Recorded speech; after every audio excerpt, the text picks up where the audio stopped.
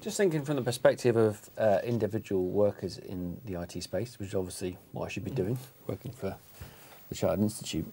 It seems to me, some people have even suggested that the IT department itself in the next 5 or 10 years is just going to die a death in organisations. Are there going to be lots of jobs migrating out to cloud service providers, or how is the internal IT department going to look? I think this is a big fear that's going to be unrealised in IT. So what people are worried about is losing their jobs, as is today. And I think there will be a change. I think what the key issue is the change of skills. People's skills actually need to change. So businesses want to buy IT as a service, and they want IT to be better aligned to the business. And IT has to work out ways to become better aligned. And that is using things like cloud services to help them be more flexible, more agile. So their jobs are going to stay, but they're going to be different. So they need to be looking about how they add value to businesses. And we've seen this at Mimecast. So we've had customers their IT departments have been really resistant to taking on Mimecast because they were really worried about losing their jobs. And what they realised was, for example, a 5,000 seat customer had one guy managing spam, one guy whose entire life was managing spam. And he must have enjoyed that. Yeah, exactly. He wasn't a happy bunny. So when they put Mimecast in, that role was no longer needed. But what his IT director went, yes, I can start resourcing my SharePoint project. He didn't, because the costs of actually deploying the cloud service were the same. He wasn't going to lose a head. He wanted to do his job better. And they had a guy recovering, which spent half his time recovering stuff from backup tapes. He didn't have to recover stuff from backup tapes anymore. So he went to the next project. So I totally agree. There's going to be some evolution, especially in the data center. Skills will have to be adjusted to the cloud reality and what is going to be cloud or not, called cloud or not in the future.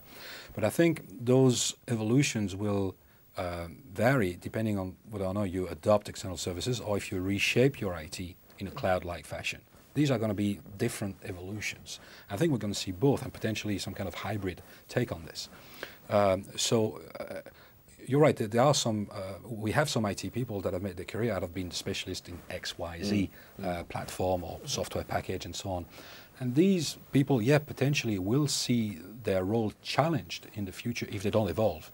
And I think the role of IT managers is going to be to take those people's career in the right direction. I think that IT managers and HR departments will have a great role to play to make sure that those IT specialists and IT people get their career evolving in the right direction. So am I saying cloud is a threat? No, cloud is not a threat. I would say cloud is an opportunity. Yes, of course. I think it's also very important. We keep using the term cloud as if it was one thing. Yes. Even today, how software as a service, it is, but how software as a service will affect the IT department will be very, very different than how infrastructure as a service will affect. And platforms, that's the elephant in the room. Platforms as a service. I think IT departments aren't going to be as affected by platform as a service as developers will, but it definitely is the elephant in the room. For most enterprises, it'll be a few years before they really start seeing and taking advantage of platform as a service. Absolutely. But again, it will come. I think platform as a service can be very impactful for private cloud situation. And in fact, if you look at in some market segments, they're looking at the container approach, and suddenly the platform as a service strategy becomes extremely relevant for them. So I think for some businesses and for some environments, platform as a service impact is a reality, is today's reality. And that's if you believe the hype behind private cloud, which is this quarter's cloud washing initiative. What is private cloud? But let's not. We'll have to get our dictionary out and all agree what the term private cloud means. Absolutely, and also nobody will agree. And we'll just get red faces, and the viewers will get no further. No, it's the IT industry. We need definitions and acronyms. Absolutely, yes. There was a very interesting short story years ago written by Isaac Asimov, which you're going to look blankly at me here, but this is relevant, believe me, where somebody was conditioned not to be able to use IT systems and computers, and it actually hurt him physically as a punishment in society, okay? And it made me think about the digital economy bill, because, this 3 strikes and you're out thing could mean that we land up, particularly when everything goes to the cloud, whether it be your data and your software that's running there as well, we could land up with a big disenfranchised section of society Just wondering if you've got any views on that. How should we be addressing that? I think it's how long have we got? it's a big question, and I think different parts of the world are answering it differently. I work for a Japanese company, and in Japan, the role of IT and the benefit of IT for society in general is something very important. So there's a lot of care that is happening ahead of any development process to make sure that the social benefits are there.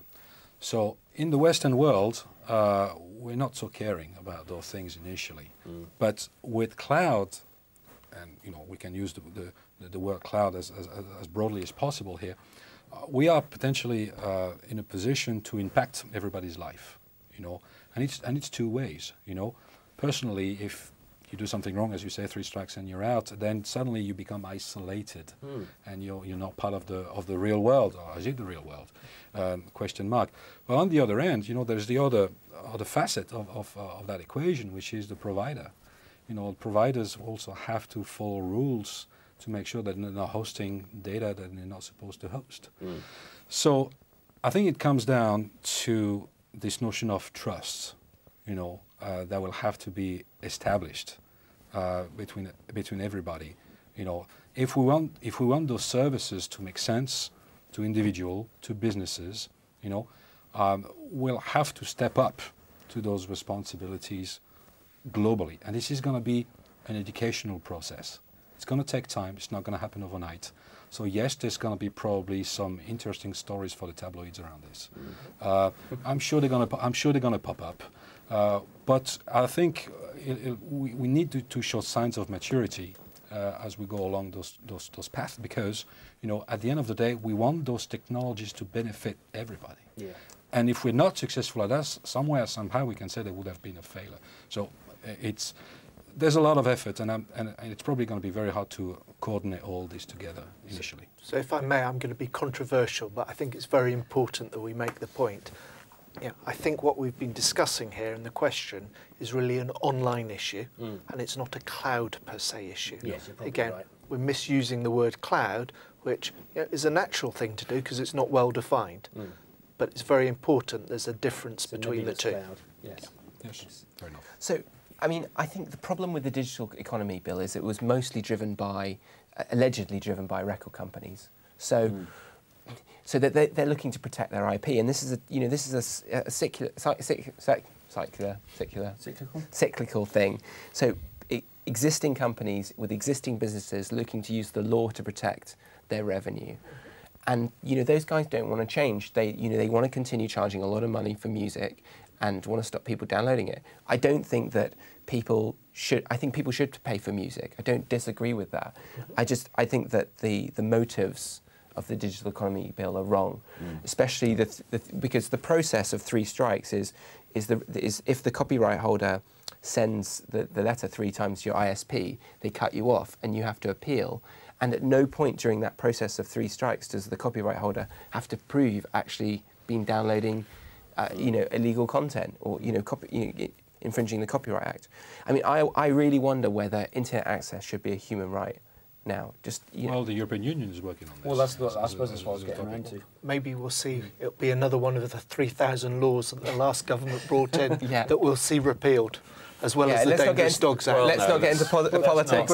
But just one comment on what you said. There is indeed a difference between what we've been discussing around cloud and the online thing. But what cloud provides, and will likely provide in the future, is a channeling of all the capabilities and tools and resources that individuals or professionals will get access to. So in a way, it's going to accelerate, any benefit or risk and exposure to the kind of things that we've been talking about here. So we've got to see cloud as some kind of catalyst to all those issues that we've been talking about.